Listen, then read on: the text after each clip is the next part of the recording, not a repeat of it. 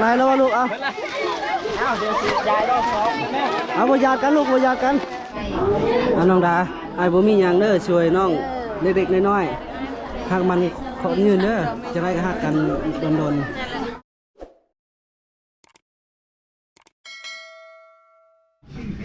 กับทักทายสวัสดีพ่อแม่พี่น้องFC ทุกท่านที่เข้ามาตามรับชม2,000 ไมล์สายวิถี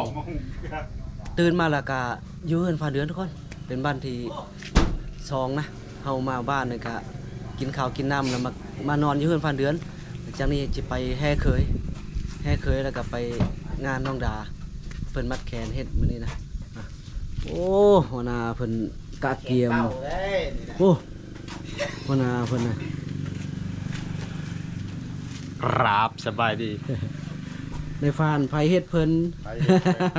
ได้ฟานไก่เพิ่น เดี๋ยวต้องหายาแก้สำนักมากิน อันจังไดมื้อนี้อันเฮาไปส่งเขาเนาะไปส่งผู้สาวเนาะ ไป เอ้าผู้สาวมันคืนเด้อซะ มาจักน้ำได้บ่โดนยืมรถไปได้คืนเนี่ย แม่นบ่หัวหน้าเพิ่นยืมรถไปบ่ ยืมรถจักรอันนี้ไปคืนเด้ ผู้ใดมาเลิกก่อนหมู่เมื่อคืนนี่ซะ บ่โดน เอ้าคือว่าเห็น เพิ่นไปใช้เพิ่นเอาไปถ่ายเบ้าก่อนดอกประมาณ4 ชั่วโมง ไทยว้าวน่ะ ถ่ายเบ้า โอ้สงสัยอัน ไทยนักแล้วอันนั้นบ่ไทยว้าวต้องแท้แล้ว โอ้รอแท้เบาทองใหม่ สบายดี บ่าวอันบ่าวทองใหม่จังเศร้าใจอยู่อันเมื่อคืนนี่นะ เศร้าใจยัง สู้บ่ไกลบ่ได้ญาติผู้สาว เมื่อนี้บ่ย่านไปเลย อันนั้นกันบ่าวทองใหม่ให้เงิน50,000เลยยังสู้บ่ไกลบ่ได้อยู่บ่ได้เสียจักดีได้อัน ไปมาส่งได้ นักกันอะไรบริเซียจักดีอยากได้อันได้เฟซเขาได้เมื่อคืนนี่เนาะอันตรายคนเดียวนี่คลิปเขาเย็นเบเด้ แม่นแหละ ผู้สาวผู้เดียว บ่หัวหน้าได้ซะน่ะ บ่ยังเลยมานอนก่อนหมู่เมื่อคืนนี่ มันนอนก่อนหมู่บ่ถือว่าเว้าไกลเว้าขี้ตัวเราว่าหัวหน้ายืมรถไปเมื่อคืน โอ้ยนี่ยืมรถไปการมันน่ะไปส่งมันอันเพิ่นขี่รถจักรมาญาติอันยันชุมเมาเห็นผู้สาวเพิ่นได้ขี่รถจักรมากะไว้สิได้ไปส่งผู้สาวอยู่แล้วเพิ่นขี่รถจักรมาน่ะทำสิไปนำกันกะกลายเป็นว่าเฮาได้ไปส่งเด้เอารถใหญ่ไปเด้ โอ้บ่ฟังก็ตื่นละนอนไสเมื่อคืนนี่อยู่เฮือนพุหรือมีเวียกตอนเช้า หรือบ่ได้นอน สอดแจ้ง ไปส่งผู้สาวติ พอ ทุกคนหัวหน้าเพิ่นนั้นปากกระแจอยู่ในรถออกบ่ได้นะว่าสิลงไปงานนะว่าสิลงไปงานหัวหน้ากระแจปากอยู่ในรถอันนี้น้ำอันนี้แหละหาสร้างมาเอากระแจออกก่อนนะแบบนี้แล้วอนาพันธ์ใหม่ เอากระแจรถออกก่อนแล้วจะลงไปให้สร้างเพิ่นจัดการผ่านไกลเพิ่นยอมเลยเพิ่นว่า ก็ว่าตะกี้ก็รักอยู่นะรถน่ะ แม่นบ่ตะกี้บ่รถตะกี้มันบ่คือรถสมัยนี้ได้สมัยนี้มันแน่นหนาได้ไปทุกคนไปแห่เคยโอ้ผู้บ่าวใส่เสื้อสีขาวนี่ลายเนาะ1 2 3 4พอนะเอ้ยไปเปลี่ยนเสื้ออะไรนะมีแต่ทีมเสื้อสีขาวเนาะเสื้อคู่นี่ฟันใหม่กับสีขาวกันพวกสีขาวคือกันนะ ลายใจผมไหมสีขาวได้ ว้าใจเดียวไปให้เคยก่อนทุกคนรถกันยังไขบ่ได้นะไขบ่ออกนะมันน่ะเพิ่นปักกระแจไว้อยู่ในบ่ได้กลับแล้วอยู่พี่เป็นทิศได้ทุกคนพอดีเขาเจ้าให้เคยนะให้เคยเจ้าบ่าว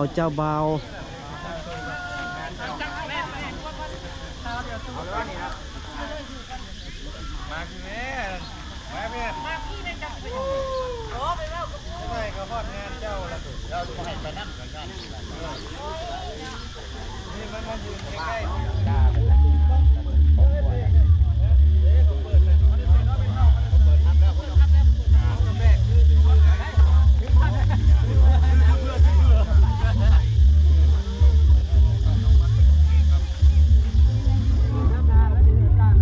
บ่าวทุกคนไปเฮือนเจ้าสาวนะ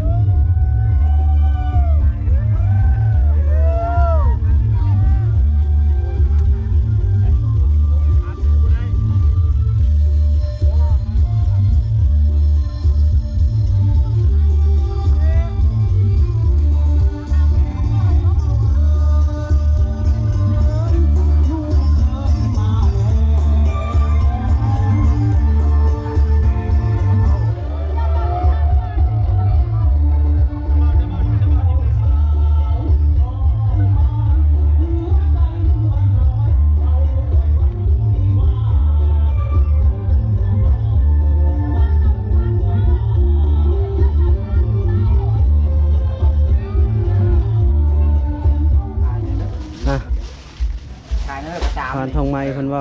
จะเอา ขนมแจกเด็กน้อย แจกเล็กน้อย กิน แจ บ่ ก ลูก ผู้สาวพร้อมกันละ ผู้สาวให้แจกเนาะผู้สาวให้นะอันนั้นเขาเจ้าแกะหรือว่านี่นะเพิ่นแกะหรือว่าหรือยังเพิ่นแกะแล้วเอาตัวตีเพิ่นบ่ทันแกะฮะ เบิดแล้วเนาะ ได้ขนมอมเลยอ่ะขนมอมได้พุ่นเอามาโลดขนมอมนะมันจึงคู่กันขนมอม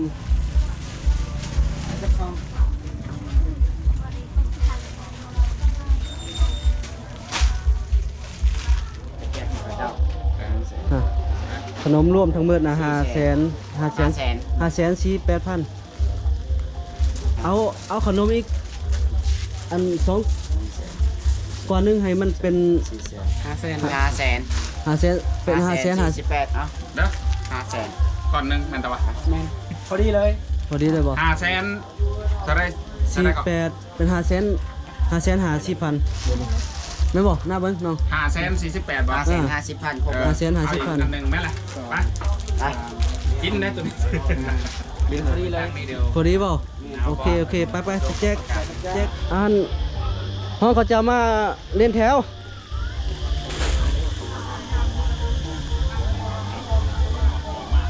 ห้องเด็กน้อยลูกมาเล่นแถวเอาขนมไหมลูกมาเล่นแถวขนมนี่มาเล่นแถวลูกเอาขนมไหมเอาไปเอาขนมลูกเอาขนม มาได้เฮ็ดได้มีเลย ย้ายมาจิ อยู่พี่หัวหน้า ว่าอยู่พี่มันจะเห็นมุมนอกเลย เอาไป บ่นั่นรถอย่า เอามา ให้ฟูแล้วอัน อันยืนเล่นแทนเด้อให้ผู้ละก้อนพอมันลายคน น้องคนไทย ผู้ละซ้อมก่อนผู้ละก้อนพอ พูดละนึงก่อนเอาบ้างเจ้ายายน้ำกัน เอาลูกเอาลูก ได้ เอาละ โอ้บ่ได้เลี้ยงคิวเลยเนาะ ได้เลยคิว ผู้ใดไล่เลยยาเลยลูกเด้อเอาลูก2 คนเลยได้แล้วบ่ได้แล้วเอาลูกเลยได้ลูกได้ละเอา แจกไว้นะพ่อแน่ เอาคุณยาย เอาละลูกพ่อขนมหายกับมดแล้วเอาละ เบิดแล้วเอาละก่อนให้ได้แหละไปเด้อ ได้ไล่เลยออกเด้อลูกเด้อเอาฟูละก่อน มาเอาน้องชนะตัวนาเฮ้ย กันมามีผู้สาวมาเอาหน้าพันไม่แม่ไก่ก่อน นี่น้องให้กี่หมื่นกี่แพงเดิมเอาลูก แจกน้ำกันเด้อ มุ่นเหมือนกัน เอาลูกเอาละ ไอ้แก้วสิ เอาจับเอาเด้อผู้ใดลูกจับเอาเด้อจับเอาเลยลูกจับเอาเลยผู้ใดท่านไหนจับเอาเลยลูกเอาลูกเอาละเอาลูกไล่แล้วเปล่า หมอหน่อยนี่ใส่พวกเสืออะไรบ่เนี่ยผมอยู่ทางนานในกระแจในพันไม่ เอาลูก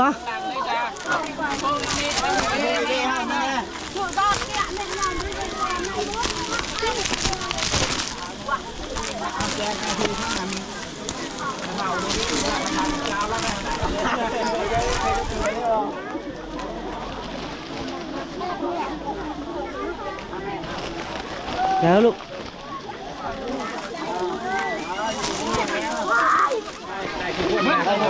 อะไรแล้ววะลูกเอา เดี๋ยวสิยายได้สองแม่ เอาบยากันลูกบยากันเอาค่อย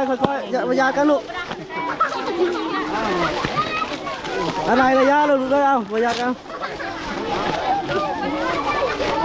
โอ้พันไม่นี่แจกแต่ผู้สาวพันไม่นี่พันไม่แจกผู้สาวสักหน่อย เอามาลูก บิดแล้วเอาเบิดแล้วเบิดลูกเบิดพ่อลูกเบิดทุกคนจากย้ายขนมมันไปนาพันชื่อขนมย้ายนะพันทองใหม่FC เป็นพามาแต่พูดไอ้ฮักก็มีการย้ายขนมย้ายอะไรนิดหน่อยแล้วก็มากินข้าวกินน้ำทุกคนกินข้าวกินน้ำแล้วก็นี่มีอันนี้แกะขาข้าวนะมะนาว ไปเฮ็ดแล้วได้นี่เฮ็ดแล้วได้นี่ ขาข้าวเนาะค่อยจะเอ็ดกันมั้ยชนมั้ย เอาอยู่ดีมีแฮง อยู่ดีไม่ให้ มาเด้อ ชงมันลำด้วยมานะผัดไก่ชงมันลำด้วยมันหมูหลายๆเด้อ อันนี้มักโตคำแรก เย็นเขานาได้ไหมโอ้ยบ่ได้ หมดตลอดน้องนานี่ล่ะ โอ้ยเพิ่น คนกินนะ แบบเดียวเลยแบบเดียวเลย เพิ่นไหวได้เนาะนะเนาะ คนไหวนะ เงินพอกินได้ แต่ยังบ่ทันเนาะ แม่นแหละยันลายบอก แต่ว่ายังบ่ทันเลยน้อง ยังบ่ทันนั่น รุ่นน้องคน ยังบ่ทันเขานาเพิ่นเสื้อแดงอีกเพิ่นยังไหวก่อน จะน้อยถ้าเบิ่งโดนแล้วถ้าเบิ่ง เรียบร้อยเลยบ่ หาชอบมึงโลด เอาไปใจรถเมียนรถ ตอนแรกนั่นแหละ ยานเป็นอย่างอื่นพุ่นเนาะบ่ยานเนาะอันนั้นน่ะยานเป็นอย่างอื่น ว่าแต่จากเมื่อส่งมาไปส่งแล้วเขาลัดตีเอารถมันหนักเนี่ย แม่น ปลาขาวมาแกะปะเอา ไป คือว่าเขามาแกะนี่ก็ไป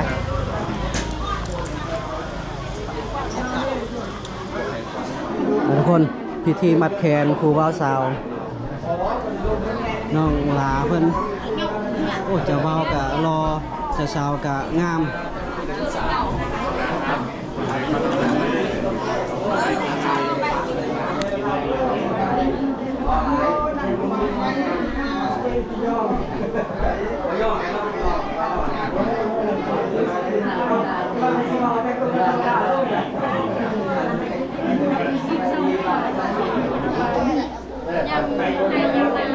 เที่ยวไปเที่ยวมาเนาะโ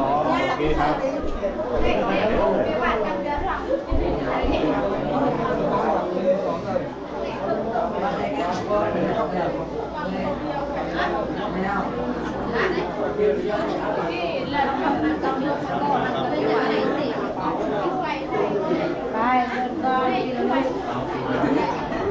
น้องดาไอ้บ่มีหยังเด้อช่วยน้องเด็กๆน้อยๆหากมันขอยืนเด้อจะได้ก็ฮักกันดนๆเลย นั่นแหละ ให้เพิ่นมากเด้อโอ้มนาเพิ่นนี่ แปะใส่มือก็ได้แล้วก็ผูกแขนนั่นก็ได้ผูกแขนเป่าก็ได้ อันนี้นะมึงด่าทางไอ้ครับทางนี้จ่ามันให้ปิดตัวแท่งมามีเงินมี2 ล้านหักแก่น้องเด้อ กับเบียร์5ลัง ก็มี5 ล้านเป็นให้ง่ายให้ซื้อแค่นั้นเองไปไว้ก่อนขอมันกับมือสั่นมันอย่าพาเชียร์ใหญ่เป็นเลยไม่ได้สร้างโลกได้ไม่เร็วนี้ขอให้เราทำไมเด้อ เด้อให้เรากินดอก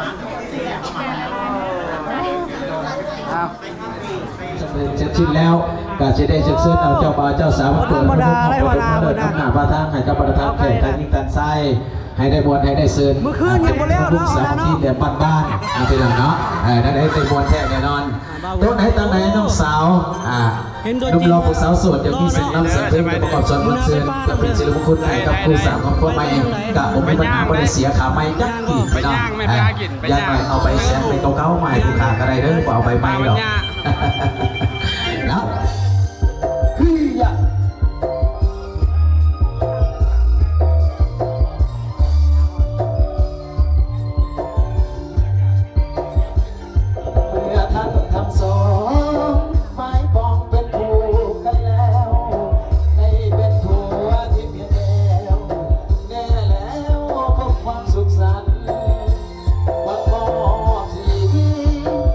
ใจไว้เดียวกันนั่นก็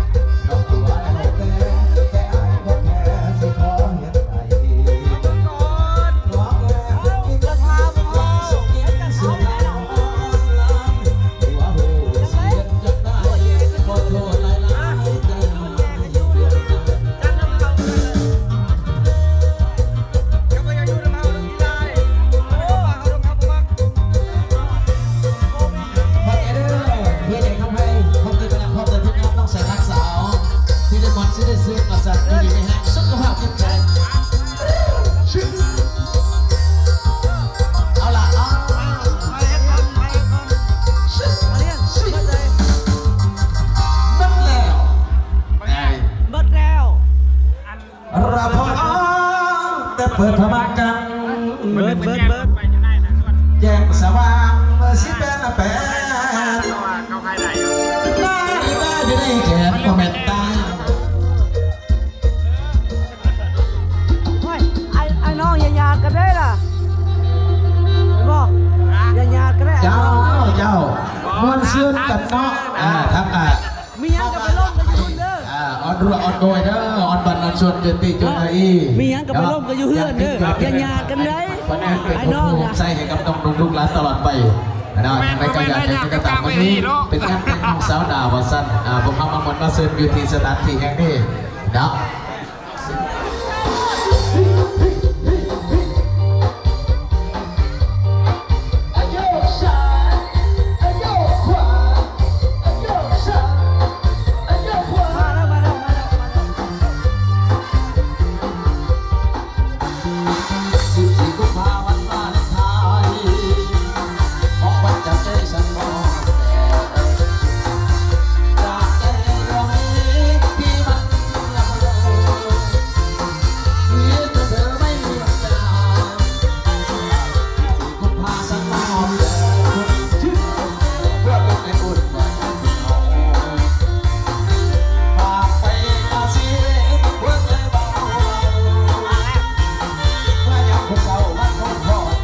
คน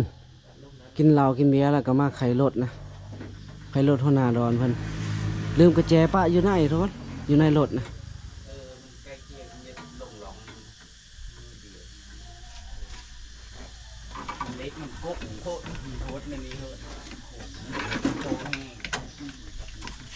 ยังบ่ได้ทุกคนไล่แล้วขอบใจขอบใจ ไล่แล้วทุกคนไล่แล้วเอาขายออกมาบางโน้ไม่มีหยังอยู่ไหนนะ เอาบ่มีกุญแจอยู่ไหนเปิดได้แล้วป่านนี้ เดี๋ยวมาได้ปิดทับอีก ฮั่นเป็นย้อนกระเป๋าหัวหน้าพอดีแหละเอาไว้อยู่นอกเลยเด้อหัวหน้าเด้อเป็นย้อนกระ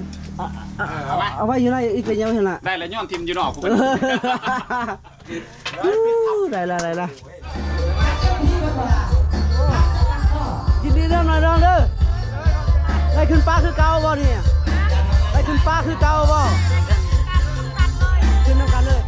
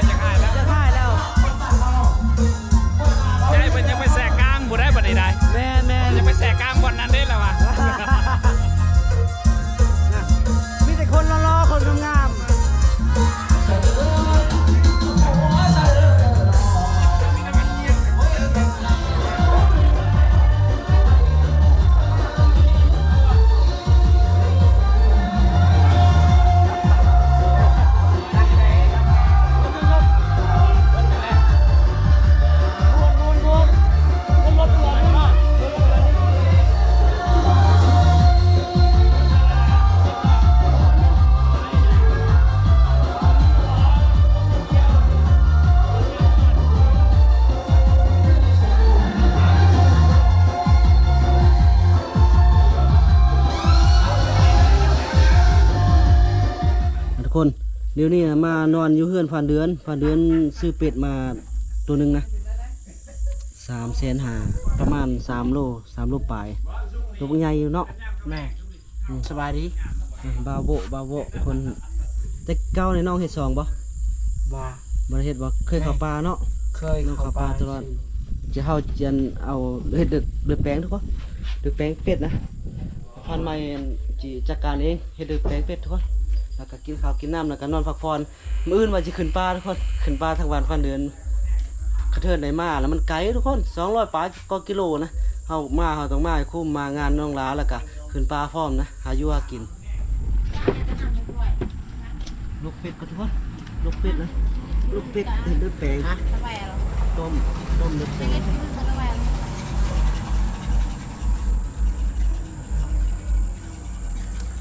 มาทุนยาบดิ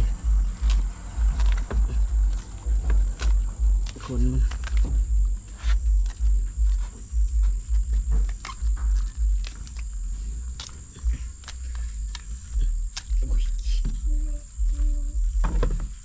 ทวนขนเป็ดก้าเป็ดกึกอันนี้เนาะเป็ดกึกเป็ดก้านะมันตัวน้อยเนาะจะให้บาโบยาบเติบบ่ น้องบ่หลาน หลานเนาะ เมียหลานเมีย จะหน่อยทาน้ำห้อนเลยจึงมาดูกอีกเนาะดูกอีกวันหนึง แพงเนาะบ้านคอยสูงสุด 250,000จังได๋ แพงอยู่พี่แพงมัน บ่ทั้ง ไก่เวียดนาม บ่อยากสู้กินเป็ดมันแพง อืม อันนี้คือคอนะคันบ่4แสนนะ ว้าตัวก่อน แพงเลย ดีแม่ก่อนนะ ไก่นี่2,500,000ไก่ โธ่วันนั้นจะค่อยบ่ได้ไปหาซื้อไก่มาขายพี่บ่นี่ อันนี้เลยเนาะ อันนี้ได้ พุ่นบ่ได้แพงเนาะ จะว่ามีอาชีพเสริมเนาะ ปกติบ่แพง ช่วยซีนเป็ดเนาะให้เลือดแปลงได้กินเป็ดแล้วอันนี้ได้กินทั้งงัวทั้งเป็ดได้กินหลายอย่างเลย มา อ่ะกินให้คุ้มในวันเดือนเนาะอันนี้ล่างรถไถนะล่างรถไถพันเดือนนี่ บ่แม่นติเงินให้มาจกมา บ่ได้เงินไอ้เมืองจกพอกี้ได้บ่มีเงินนะไอ้บ่ดีนะ 3 เดือนต่อร้อยอ่ะ คนเดือนละ100 ใครนะเดือนละร้อย3 เดือนต่อร้อยนี่ตาย 70ดนตัวนี้ โอ้ใส่หมอกอ่ะ โอ้มันก็ต้มบ่ ต้มเบิดนะมันคันนั้นก็ใบกินมื้ออื่นพร้อมดูให้เมียพันเดือน บ่ต้มหมดเลย ต้มเบิดบ่ยากเนาะพันเดือนเนาะ โดย มาพี่ต้องเฮ็ดกินแต่คนค่อยเฮ็ดกินให้ปันใหม่กินอีก โอเคบ่เป็นหยังบ่ยากอยู่ใส่ทุกอย่างได้เลือก ตามสบายอันนี้นะก็สิโคโค่ใหญ่เนี่ยอย่างเงี้ย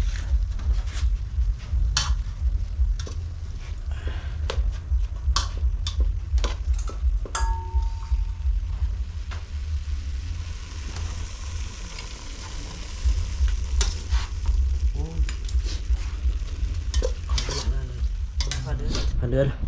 อันหนึงอันเดียวของอันเป็ดได้นี่นะเอาผู้ดัง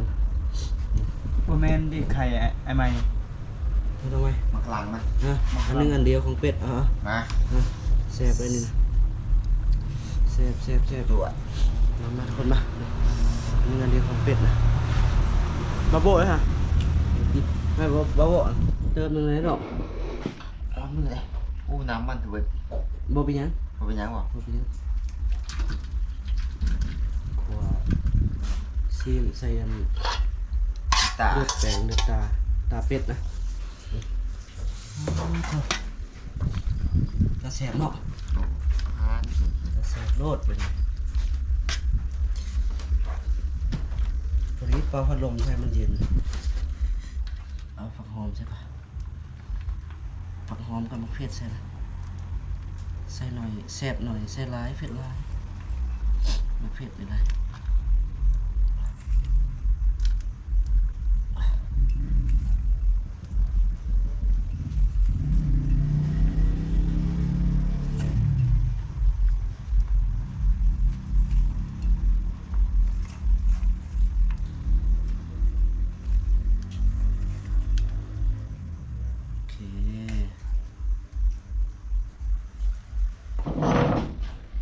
ทุกคน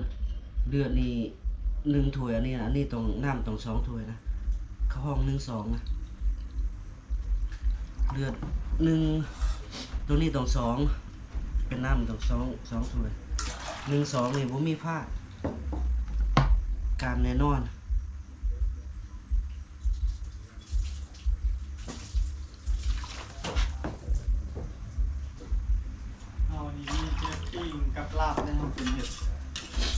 แป้งนี่ยอมเนาะ เดือดแปลงนะนี่เบิ่งมันได้เป็นยากนะบ่ยากพอดีเดือดแปลงนะ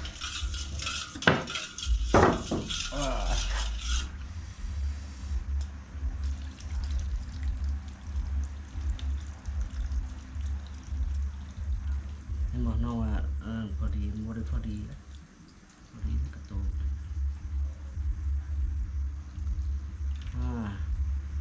พอดีเป๊ะ เก่ง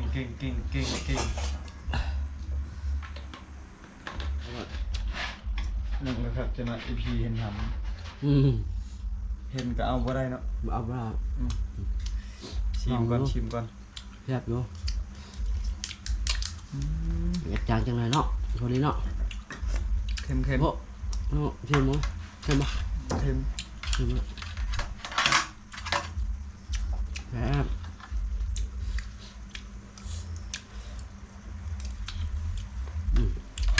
บ้านนั้นเอากินแล้วกับดีมบางนาวหวดโอเคเลยโอ้ธรรมดาตัวบางอย่างเนาะตักต้มก่อนตักต้มใส่ถ้วยเดียวได้ได้มันกระตุกเดือดร้ายล่ะ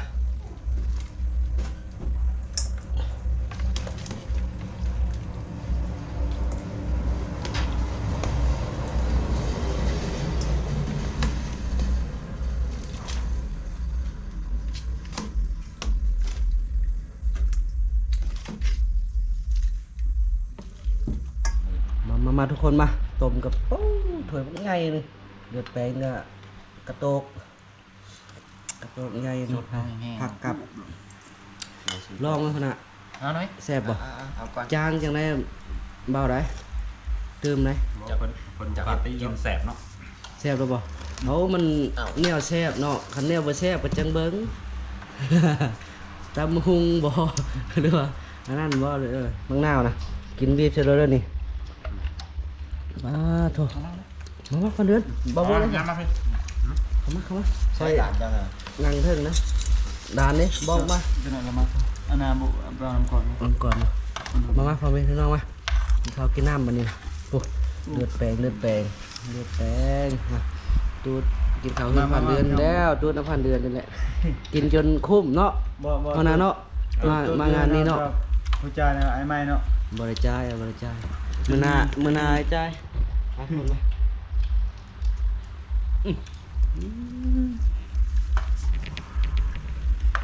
แซ่บอะลิอันนี้นะ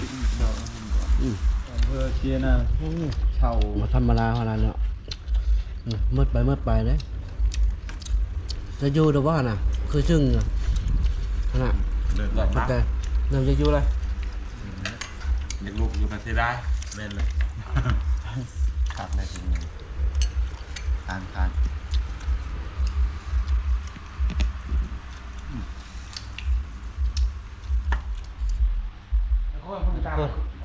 ้าวน้ำก็กินอิ่มเต็มจากนี้ไปกันนี่ผู้ใดก็นอนพักผ่อนนะนอนพักผ่อนอยู่เฮือนผ่านเดือนมื้ออื่นนี่จะออกป่าต่อทุกคนมื้ออื่นจะออกป่าทางบ้านผ่านเดือนต่อนะสำหรับคลิปนี้ก็บ่มีหยังหลายขอบใจพ่อแม่พี่น้อง FC ที่เข้ามาติดตามรับชมจนจบไปก่อนทุกคนบ๊ายบาย